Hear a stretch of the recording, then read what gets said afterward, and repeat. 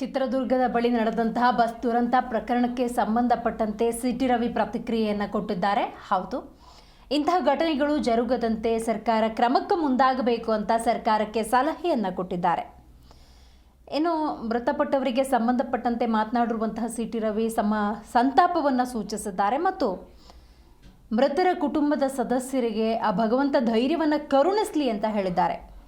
ಇಂಥ ಘಟನೆಗಳು ಮುಂದೆ ಮರುಕಳಿಸದಿರಲಿ, ಅನಾಹುತಗಳು ಜರುಗದಂತೆ ಕ್ರಮವನ್ನು ಕೈಗೊಳ್ಳಬೇಕು ಅಂತ ಸರ್ಕಾರಕ್ಕೆ ಸಲಹೆಯನ್ನು ಸಿಟಿ ರವಿ ನೀಡಿದ್ದಾರೆ. ಹಿರಿಯೂರಲ್ಲಿ ಬಸ್ ದುರಂತ ಅತ್ಯಂತ ಆಘಾತಕಾರಿ ಮತ್ತು ದುಃಖದ ಸಂಗತಿ.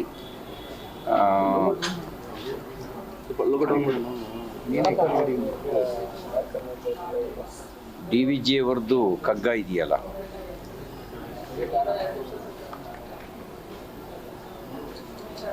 ಮದುವೆಗೋ ಮಶಾಣಕ್ಕೋ ಹೋಗೆಂದ ಕಡೆಗೆ ಹೋಗು